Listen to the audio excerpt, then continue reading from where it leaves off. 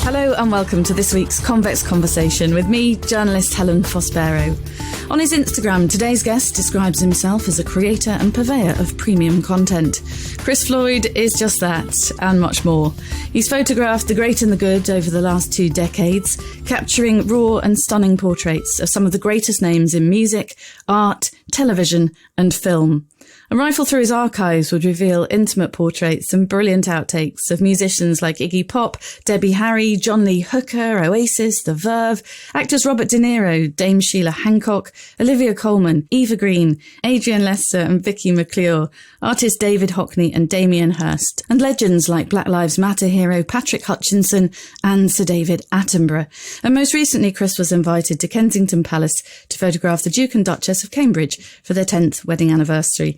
Chris, I've been dying to catch up with you. How the devil are you? I haven't seen you for a long time. Hi, Helen. It's so nice to be here. Thanks for having me on. I'm good, actually. Very welcome. I see that you've been digging through your archives over the last few months while we've all had a bit more time on our hands. What have you been up to? You know, obviously, there was a great chunk of time with nothing to do when everything just stopped, like it did for practically everyone. You know, in those situations, you can go downhill really quite quickly if you're not careful. In my garage, I've got dozens and dozens of big plastic storage boxes of film and contact sheets and prints from the last, well, really up to about 2007, which was the point at which I bought a digital camera. So everything from the beginning of time until 2007 was shot on film. So in the garage, I had all this stuff and, you know, lots of it I just hadn't looked at for years. And then some of it I didn't even realise I'd done until I was reunited with it. So I started just digging around. You know, it was a real mess. It was in vague alphabetical order by subject name, but, you know, it was a bit of a mess. And I didn't really have any way of just being able to lay it all out and take it all in. So the first thing I did was I got a neighbour of mine who's a carpenter. He built me a floor-to-ceiling, wall-to-wall shelving unit, and I was able to take it all out, alphabetise it on the shelves, and then there was space to look at it all and assess it. So that's what I just started doing. And then there's no like rhyme or reason to it. I would come in the morning, go to a random letter in the alphabet and pull something out, and sometimes I'd look at it and go, oh no, don't fancy that. But then on other days I'd be like, oh yes, Christopher Reeve, 2004, let's spend the day with him, you know. And that's what I do. I bought a film scanner, so now it's very affordable and easy to digitize analog materials in a way that maybe 5 or 10 years ago was much more time consuming and expensive. So that's another thing, is that the technology has advanced to a point where you can do this stuff at home, whereas 10 years ago, to do a really good digitized version of a piece of film, you need a really, really expensive film scanner that would run to like 50 or 60,000 pounds to buy. But now you can get something for £1,000 that's really good. You found some fantastic gems in there. I was looking through your Instagram. David Byrne, for example, from Talking Heads. That was a great shot, wasn't it? Yeah, it's just one picture. You know, it was actually shot on a Polaroid, like a big, large format camera, but a Polaroid image where you get a Polaroid, but you also get a Polaroid negative, so you can fix that negative and make prints from it later. So that's what that was. And they don't make that anymore. It's gone now. It's obsolete. You can't buy it. Polaroid's sort of gone and doesn't really exist anymore. So it's an artifact from a time that has passed, in the same way that people don't really do things on glass plates anymore, you know. So it's just things like that have a kind of emotional resonance if you're into photography like I am. Was it a real trip down memory lane for you, being in the garage and looking through all these old things that you found all stashed away? Yeah, of course it's a trip down memory lane. It's funny, isn't it, how as you get older, time becomes elastic, but it also becomes compressed, doesn't it, inside your head? Because I sort of date my becoming a professional photographer to about 1992, 93. It's probably when I started to just scrape a living out of it. So that's close to 30 years. And when I sort of close my eyes and look back over my shoulder and my head down the road of time, on some days it's an incredibly long road that just seems to stretch for miles into the past. And then on other days it's just really compressed and it just all squashed into one thing. You know, I can remember being maybe 10 years old in bed, and that would have been 1978, and just thinking about what the year 2000 would be like. So what would have been that? 22 years into the future. And I remember so clearly that moment of lying there and just thinking, it might as well have been a million years. And now 2000 is, well, almost the same distance but into the past, so 21 years ago. And I'm just like, oh my God, I can remember a time when everything stretched out into the future and thinking, you know, I've got ages to go. And now I'm like, no, it's the other way. You and I are more or less the same age. I think I might be 2 years older than you. But I remember the same kind of thing, watching the Twin Towers fall in New York and walking back from our live position at 5 o'clock in the morning, New York time, and trying to sort of remember that moment and thinking one day this will feel like a very, very long time ago. And in September, on September the 11th this year, that will be 21 years ago. And that is terrifying because then I add 21 to my age and think, oh my goodness, I can't possibly be that age in 21 years' time, which went like a heartbeat. But your career, I suppose, similar to mine, you know, the stories I've done as a journalist, your career is actually there in photographs. And what makes me a little bit sad about mine is when I was on this entertainment beat, we didn't have the phones that we have now. So I've interviewed tons of people, but got no photographs. But you can go on this journey with yours, you know, when you choose to, I suppose. And what I love about your Instagram and knowing you is the time that you spend sharing with all of us the backstories. And you clearly take a lot of time to write that. It's not quick on Instagram, is it, when you're fiddling around with the little characters and things? But can you share a few stories, Chris? Not look back necessarily into the deep and distant past, but which stories really stand out from your favourite subjects and your favourite shoots? The first one is the Paul McCartney one because he's so closely bound up for me, and A, wanted to be a photographer in the first place, and B, I'm like a massive fan. So when I was a kid, we had a dark room. The headmaster actually of my school, we used to have to do activities after school. So I picked photography. We had a dark room in a cellar, and the headmaster taught us how to process film and make prints. That was where it began, really. So I would have been maybe 11 then. But it was just a hobby. It wasn't like a meaningful hobby. It was just something I did that I quite enjoyed doing, but I didn't really think any more of it than sometimes I do photography, in the same way that sometimes I do drawing. You know, the moment of clarity was when I must have been about 14 or 15, and I saw in the school library this photography book on portraiture, and I was looking through it, and there was this David Bailey picture of John Lennon and Paul McCartney from the mid-60s, black and white, square frame. It's just black and white. It's got black suit jackets on, white shirts, black hair, white faces, white background. There's nothing in it. There's no other tones in it other than the black and the white. And the other thing that Bailey did in this picture that's always stuck with me is he had this really hypnotic way of photographing pairs of people, where he would put one person, he'd get them to tilt their head slightly one way, and the other person, he'd get them to tilt their head slightly the other way. It just created this sort of visual kind of flow. I just found very charismatic is the word, visually charismatic. Anyway, so I saw this picture and I just thought, oh, wow. You can do this with photography. It doesn't have to be weddings or high street family portraits, because at that time, most people's experience of photography would have been to either have like a high street portrait, which is what, you know, that's what you did then if you wanted a family picture, or a wedding. And that was the only time people really had any contact with photographers. So that's all I knew. And then I saw this and I was like, just absolutely hooked. And realised that, you know, you can do this with photography. And then, you know, that was the little doorway into this incredible room where I started to learn about it. So it was discovering this Bailey picture with Paul McCartney in it. And then also, I'm, you know, like a massive Beatles fan. My mum had all the records. So, you know, of course, that's how I discovered them. And then, you know, when I was maybe 11, we had this babysitter, this girl who was like maybe 14, and I really fancied her. And she used to come to our house to babysit. She was my friend's older sister. She was called Nicola. And I think it was the first girl I really fancied. She would come to our house and then she would always play the Beatles' Help album. So in my head, I associate Help with girls, and I just thought they looked so cool on the album cover, the band, you know, and the pictures on the back of the sleeve. So it's all bound up here in my sort of far memory. And so then when I finally get commissioned to photograph McCartney, which was in 2003, there's all that baggage from my past, which of course he doesn't know anything about, and he doesn't care either, and he's not interested. I didn't tell him any of this stuff.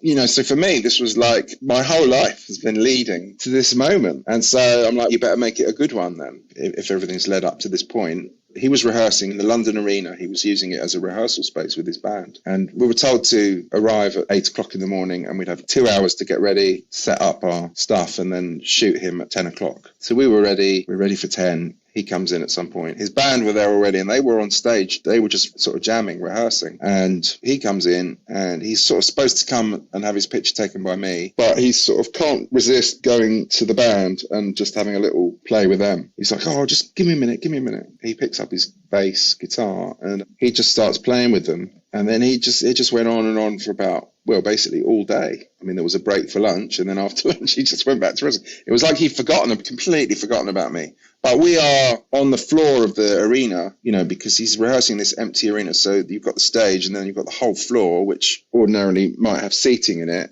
But there was nothing there. The whole floor was completely open and empty. So it was like we had our pop-up photography studio 10 yards in front of the stage, and we just had our own sort of private show for the whole day. But I'm still quite anxious, even though I'm enjoying watching Paul McCartney play Hey Jude. I'm still anxious, like, I've got to get my time with him. I've got to get my pictures. I've got to get my pictures. I've got to get my pictures. Oh, wow, he's playing Let It Be. Amazing. I've got to get my pictures. And then it gets to the end of the day, and his PR guy was like, okay, Paul, we've got to do the shoot. And he's like, oh, God, yes, sorry, so sorry.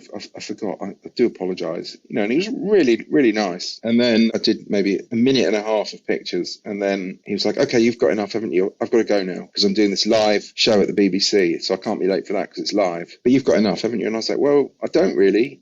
I came here, I was told I'd have half an hour with you. You've given me a minute and a half. I don't really have enough. And, we've been here all day. We were told to be ready at 10, and, it's been really nice watching you play. But I've got to get my pictures. And, the other thing was I was living in New York at the time, and I'd come back to London to do this. And I sort of said to him in an almost kind of pleading way, I came all the way from New York for this. He obviously was aware that I had an English accent, so he couldn't quite understand what the New York thing was. And he was like, why have you come from New York? And I said, well, I live in New York. He was like, oh, do you? Oh, God, I love New York. We had a great time there when we first went over. Oh, wow. Oh, you really came from New York? And I said, yeah. And he goes, oh, my God, I'm so sorry. When are you going back? And I said, I'm going back on Tuesday. And I do remember very clearly this was a Friday. So you're going back Tuesday? I said, yeah.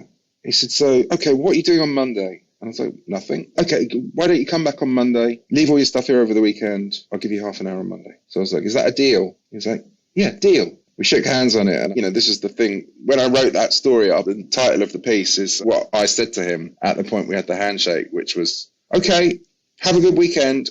I'll see you Monday. And he's like, yeah, you too. See you Monday. In my head, it was this really nice moment where we were just two guys who worked together and we were just bidding each other a nice weekend, and I'll see you Monday. So how did you get your break into photographing musicians? You were embedded, weren't you, with the Verve in the late 90s. Was that perhaps the sort of moment when your career turned in that particular way? And because musicians have played a big part, haven't they, in your past? Yes. When I first got into it, the stuff that really excited me was album covers and movie posters and just cultural stuff, really.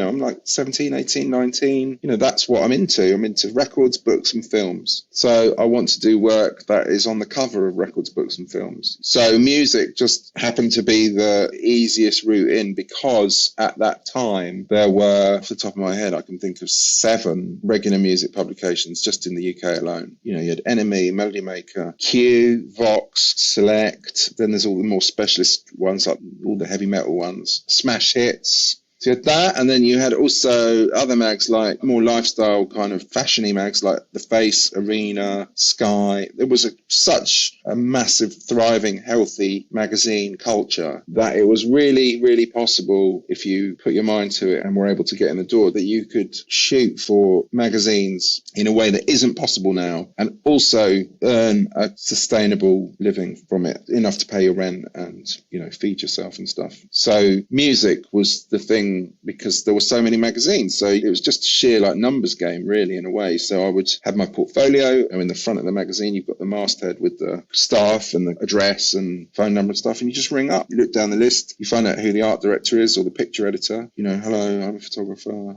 I'm probably the 9 millionth person that's called you today, but I'd love to come and see you. And it's just perseverance and just getting people in the right mood at the right moment on the right day. So you just go and see people with your portfolio. So that was music. If I lived in LA, I probably would have been more likely to have been film because that's where the film industry is. So, but it wasn't like I had this burning desire for it. It's got to be music and nothing else. Just music was the most prevalent subject material at that time, combined with the number of magazines that were serving it. You brought out a beautiful book, I think it was 2017, of your photographs with the Verve. What was it like being on tour with them and being part of them for a while? That was the culmination of it all, I suppose, which in hindsight was an incredibly short period of time. I really started working for magazines properly in 1994, and my Verve thing was 1997. although I had met them in 1994, that's how I met them. I met them on a story for a magazine, and I went with a journalist, and we spent a week with them on tour, and we went from Vegas to Denver to Kansas to Minneapolis in a week. So there was 4 gigs in 4 cities, and we would travel with them. So that's how I met them. That was 94, and then I saw them for that week, and that was it. And then I bumped into one of them in late 96 when they were recording an album in Chiswick at Olympic Studios, which is, it's a cinema now, Olympic. I just happened to bump into one of them in like a newsagent's a few doors down from Olympic, just by coincidence. And he was like, "Oh, how you doing? We're in Olympic. We're recording. Come in." So I went with him. You know, they played me this song they were working on called Bittersweet Symphony. And Olympic had these enormous speakers in the studio on either side of the desk that were just incredibly loud. And they played me that at full volume. You know, and it was a Friday night about a week before Christmas, like the 18th of December. It was dark,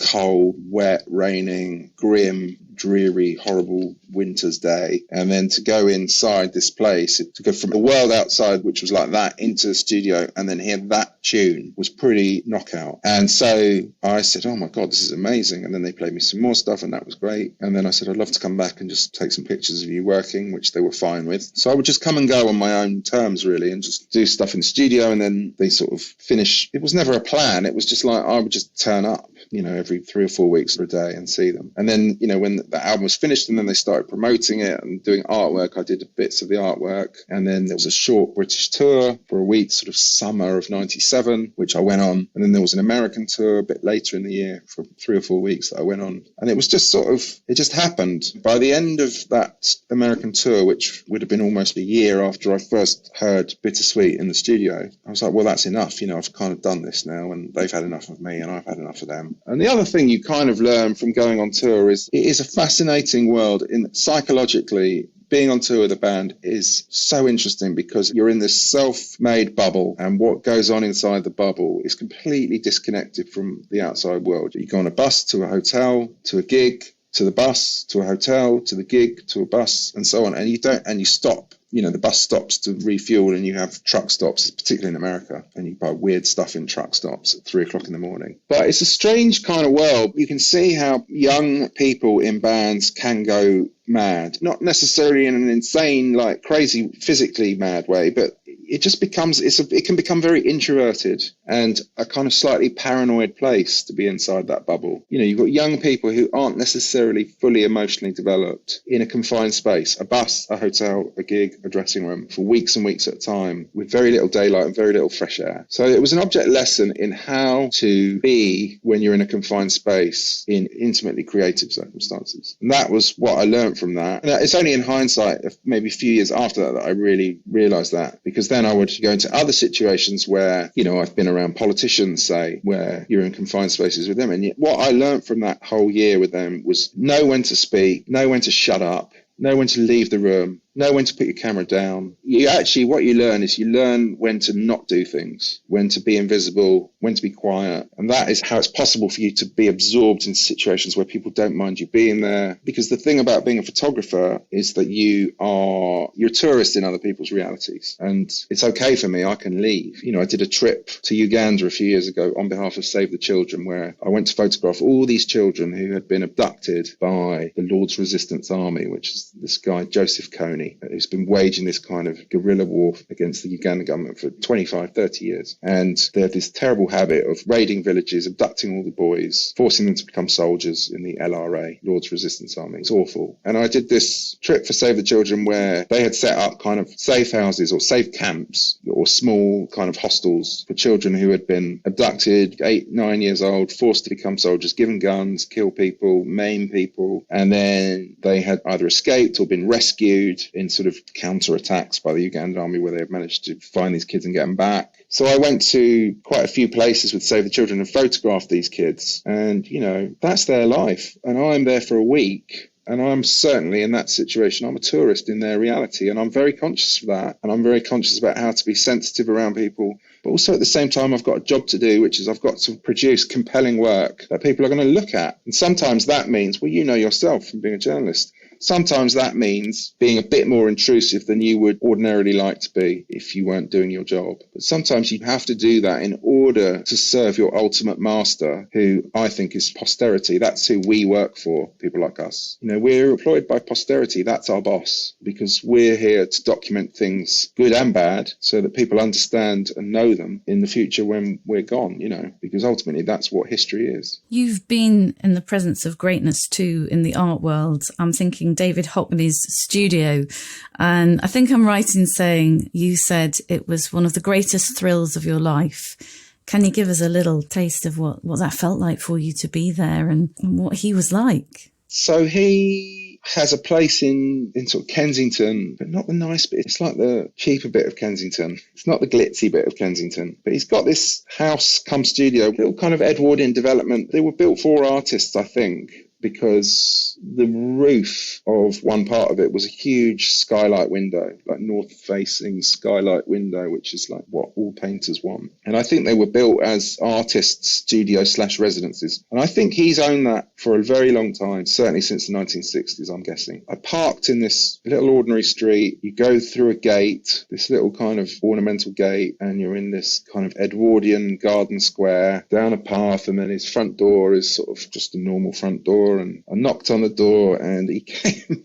He answered the door with a cigarette in his hand. He sort of mumbled something to me. He was expecting me, so he knew I was coming. And then we went in, and so he had an assistant. He's got an assistant who showed me around, and then he took me to the studio bit. So we sat up in his studio. But the thing about that was the night before the shoot, I had a dream. What my dream was just this Jaguar racing green colour, you know, British racing green. It was all I saw in my dream. And when I woke up the day of the shoot, there's a company in Wimbledon who make canvases for the photographic and film industry. Beautiful canvas backdrops, and you can just rent them by the day or by the week or whatever. And I called them up and I said, look, have you got anything green that's like, you know, Jaguar racing green colour? And they were like, oh yeah. On their website, there's like, each canvas has got a code number. So he says, go in the website, go to the search box and type in this code number. So I did, and it was exact green I had dreamt, this green thing. I was like, that's what I want. Is it available today? Yes, it's available today.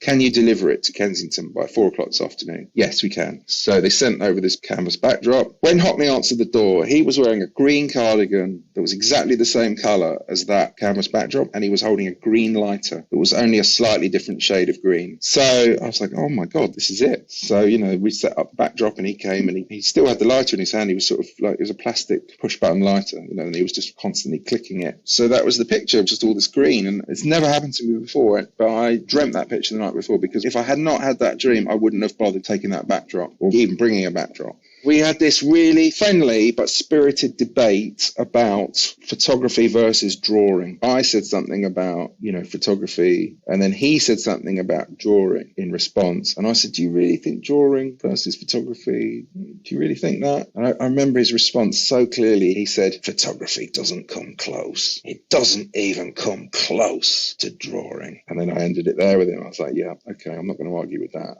I'm not going to argue with you about that. My photography versus my drawing is a different story, but my photography versus your drawing, that's a different thing entirely. It's also a different story. It's not often that we see pictures of you, but my absolute favourite of you is in a white boiler suit, hanging out, as you do, in Damian Hirst's studio a couple of years ago. That must have been a lot of fun, and I'm guessing the boiler suit was connected to paint and lots of. Yeah, so I went to his studio, which is on the Thames, and it's sort of high up. It's maybe the 3rd or 4th floor of this building. So it has a lot of daylight in it. And when we arrived, he gave us these boiler suits, like new ones, in a packet, to put this on, because everything in here is covered in paint and you're going to get paint on you. So we put the boiler suits on, and then sure enough, yeah, you can't move around that place without getting wet paint on you. So that's how I ended up with paint on me. I've still got paint on my camera strap from him. So I've got and on the camera, I've got splatters of paint.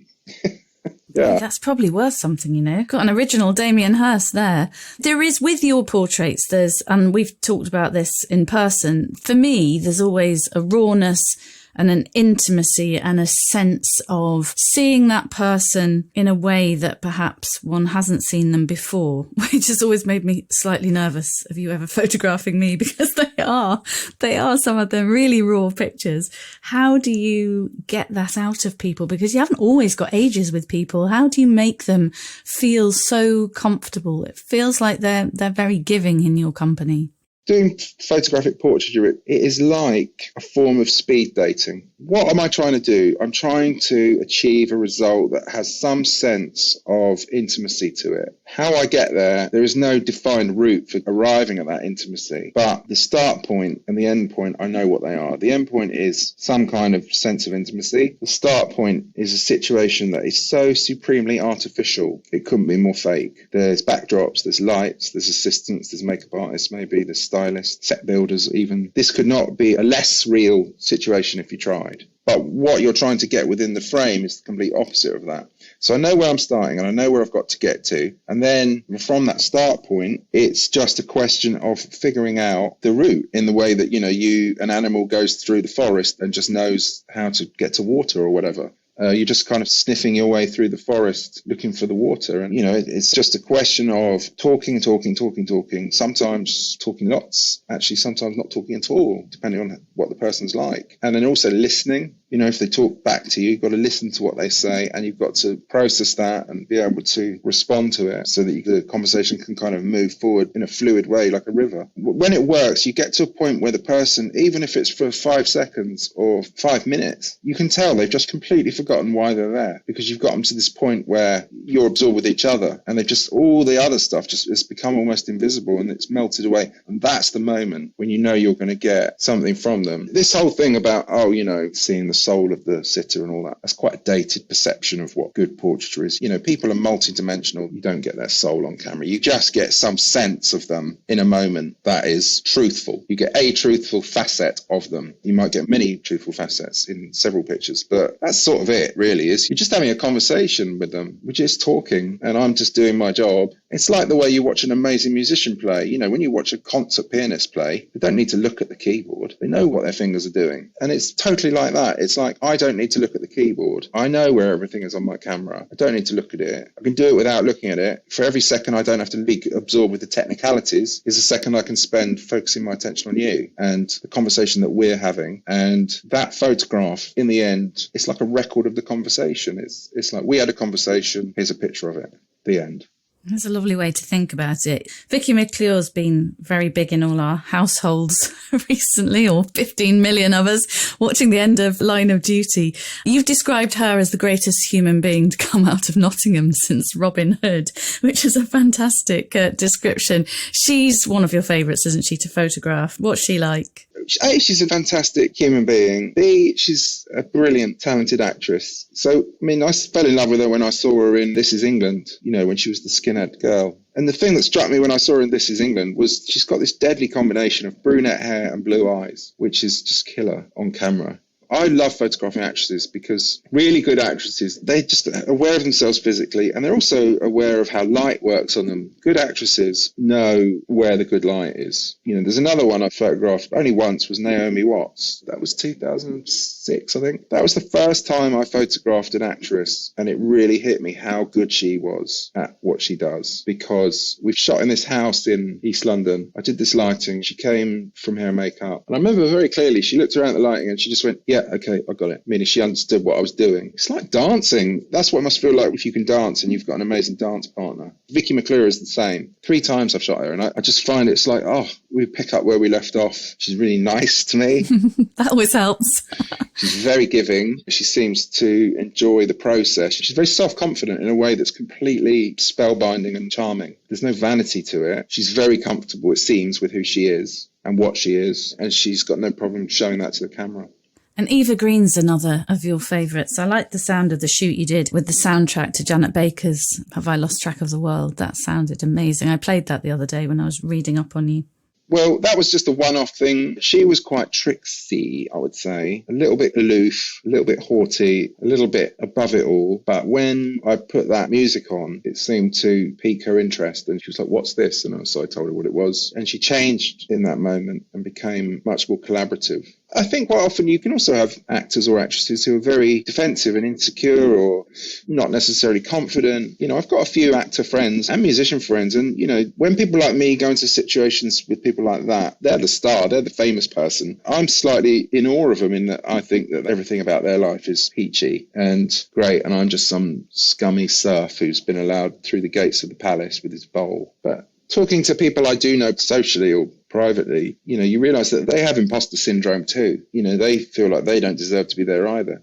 And that's something that only quite recently I realized was that, oh, yeah, maybe they might feel inferior in my presence. I don't mean that in a vain way. I mean that, we've all got our hang-ups and our issues, and we're not necessarily comfortable with new company. And that's another thing about this job, is that when you're photographing these people, you've never met them before, and you're strangers. And that's what I said the thing earlier about speed dating. To put it bluntly, you've got to find a way to charm people in a way that just makes them feel comfortable with you, or like they've known you for a long time, or just feel warm in your presence, comfortable. And that's what so much of it is about, people skills. You mentioned there slipping through the palace gates, and I know that you probably won't be able to say anything about one of your most recent shoots that we've all seen, but it would be foolish of me not to say anything about it. You did slip through the gates of Kensington Palace, and you did photograph Kate and Willem for their 10th wedding anniversary.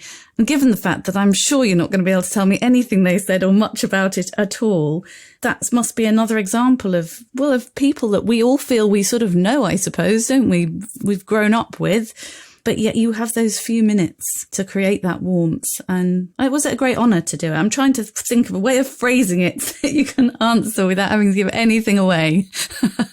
Of course, it was a great honour. It's a pretty powerful thing to be asked to do something like that. I mean, the strange thing about it was that the day I was contacted by the palace, I was in Cambridge that day. And that was also the first day in my entire life that I'd ever been to Cambridge. That's a bit like the Green story, isn't it? And I got an email from someone at the palace when I was in Cambridge. It was absolutely bizarre, that coincidence,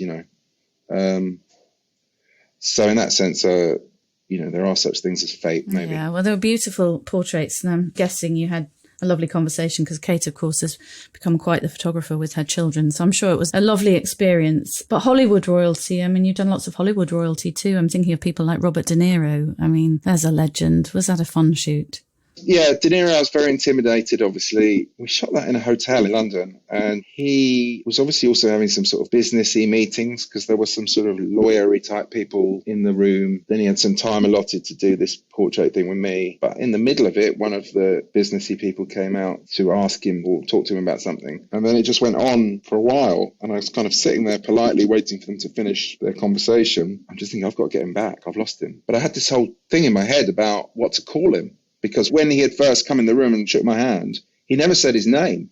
So I said, "Hi, nice to meet you. I'm Chris." He shook my hand and he just went, "Hey." So he'd never said his name. So I didn't know what I should call him. And he's having this thing with the lawyer or whatever. And I'm just thinking in my head, what should I call him? Robert? I don't know if that's too formal. Bobby? I know Scorsese. When I've seen Scorsese talk about him, Scorsese always calls him Bobby. But that seems too familiar. I'm not on the same level of familiarity with him as Martin Scorsese is. Bob. I've heard actors who've worked with him call him Bob. Bob seems right. This is all in my head. I'll go with Bob. So I'm like, "Hey, Bob!" And then he just breaks away from there and he looks at me and he just gives me this little salute. I'm like, "Yes, sir." Like, as in, I'm sorry, I'm back, saluted. And I snapped this picture of him doing the salute, which was my favourite picture from the shoot, was just this moment of him kind of acknowledging me with a salute. Apart from that, he does laugh a lot. His laugh is how impressionists do his laugh. So impressionists that do their impression of Robert De Niro laughing when his face kind of screws up, that's how he laughs in real life. It was like watching an impressionist do an impression of Robert De Niro done by Robert De Niro, is how it was. That's funny.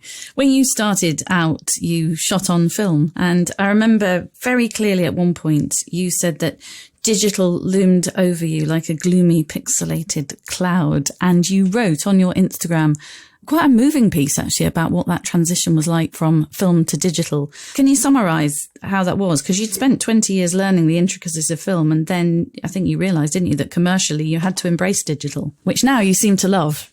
It wasn't like we were plodding along doing film all those years thinking, oh, there was going to be some... I mean, I guess maybe more technologically minded people knew that digital would arrive one day, but it was never really in my head. When the digital thing came along, these things, they gather pace really slowly, don't they? If you drew a graph of it, it would be a very shallow line for a long time, and then probably an 18-month to 2-year period, suddenly all the stuff becomes more affordable, more available. Clients want it, advertising agencies want it, publishers want it, because for them it's a big cost saving, not having to pay for film and printing and FedExing things all over the world, physical artifacts, got to go on a plane and be sent somewhere. So when it gathered pace incredibly quickly. At that point, you just think, oh, for God's sake, I've just spent 20 years learning how to use that, and now I've got to learn how to use this. So there was that. There was the sort of logistical side of it, which was like, ugh.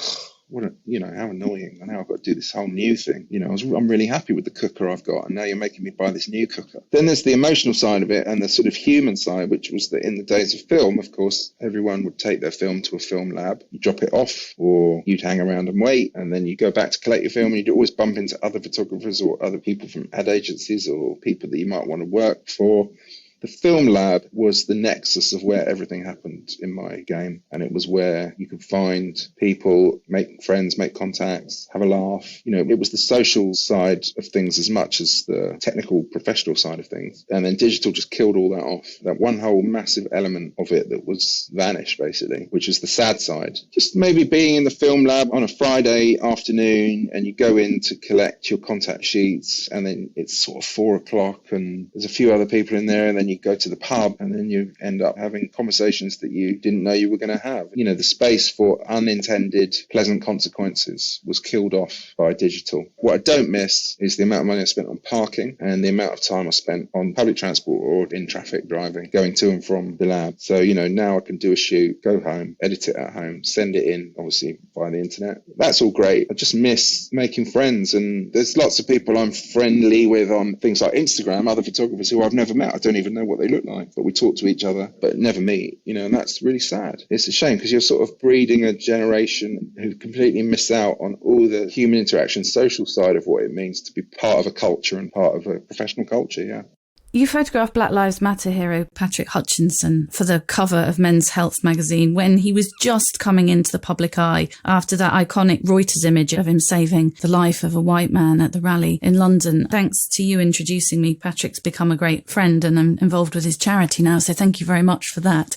But what an incredible human being to have as a subject, and what a face and cheekbones. I mean, Patrick's unbelievably looking, isn't he? But also, what a soul that man has. It's pretty clear within 35 seconds of meeting him that he has a profound sense of himself, morally, intellectually, and physically. When you're in his presence, you really know you're in his presence. There's a stillness about him, actually.